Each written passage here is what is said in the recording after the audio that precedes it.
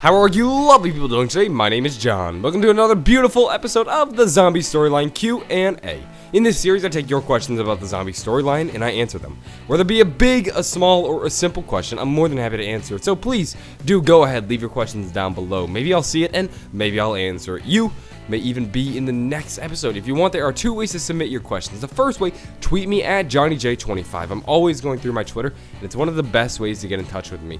Another thing you can do is leave them down in the comments below. I go through all my comments, and I guarantee your question will get seen. Now here's the thing. At the moment, if I am currently in Germany, that is, assuming you're watching this video not long after release, which means I made this video a couple months in advance. That way I would be able to upload videos while I'm away.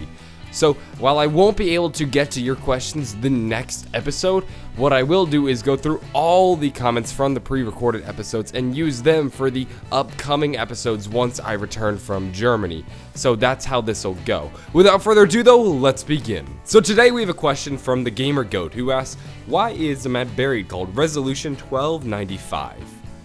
Whenever Treyarch names its maps, it always sort of likes to follow some kind of naming convention, or naming pattern. And the pattern we saw in Black Ops 2 was that the map's name was actually based on something within history from that region.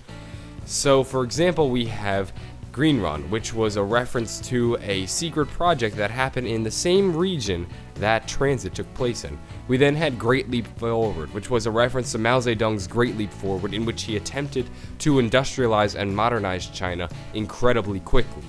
And then, of course, Die Rise took place in China, so it was fitting. And then Buried came along, and we had Resolution 1295, which many people, including myself, had never really heard of. But if you do a little quick research into Resolution 1295, you'll see it's actually a United Nations decision that affected this region of Africa. But it basically had a focus on Angola and sort of helping prevent / fix many violations that were going on within that region. So that was the purpose of Resolution 1295. It doesn't specifically have much to do with the zombie storyline. All it really does is just follow the naming convention that they had been using throughout the series. And it makes sense when you consider that Buried does take place in Africa.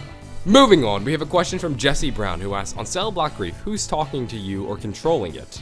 So the person controlling Cell Block Reef is probably the devil. If you remember from Mob of the Dead, we realized pretty quickly that the devil was the one controlling the map. We're in a purgatory. Our characters are being eternally damned until they repent for their sins and the weasel is able to get revenge for the heinous crime that they committed. Well, the same sort of thing is happening in Cell Block Reef. Our characters are once again in a purgatory, however, they're not exactly being damned forever. They're just sort of in this Cell Block Reef hell, Mob of the Dead, and the devil or whatever is just using them for a game. He's basically doing the same thing Richtofen did with Grief, where he's just pitting them against each other and seeing who survives the longest. Now, I wouldn't really look too far into Cell Block Grief for much storyline significance.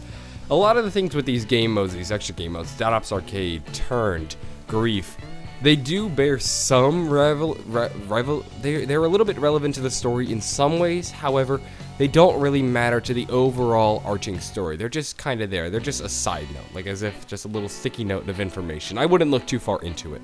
We're gonna end today's episode with a question from RedGreen3B1 who asks, hey John, great vid as always. Why is Element 115 different colors in different maps? I've seen orange, green, blue. What decides this? Thanks. So this probably stems from this idea of the many universe theory. And the way this works is that for every action, multiple universes are created. For example, I could be deciding what to eat one day. I can either get a cookie or I can go get a piece of cake. If I get the cookie, I have created a different universe from a universe in which I go get cake, but they are both created at the same time. So no matter what decision I make in another alternate universe, the alternate decision was made. So that's what's going on there. The same idea is applying to the zombie storyline, where just through some random series of events, somehow the color of Element 115 changes. And what it does is almost provide us with a little hint that we're in a different universe. So the main zombie storyline, the one that we've been following from Knocked all the way to Buried, had a series of events that resulted in Element 115 being a more purplish red color, like this.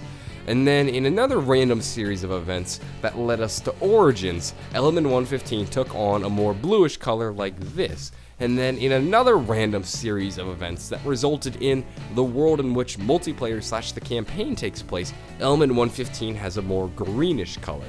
So all it really does is provide us with a little bit of separation and tells us which universes are which things belong in which universes, and whether or not there is any crossover. So that's all it is. It's just a little bit of a reference, and it's probably just a tie-in to the idea of the many universe theory that we're seeing circulate about zombies with all these different timelines. Anyway, that's going to be it for this week's episode of the Zombie Storyline Q&A. If you enjoyed the video, please give it a like, possibly subscribe. I upload multiple episodes of the Zombie Storyline Q&A every week. And if you enjoyed this one, I'm sure you'll love the next one. Once again, I'm in Germany, so I won't be using these questions for the next episode. However, once I return, I will be using these questions for future episodes. But anyway, have a wonderful day, and bye.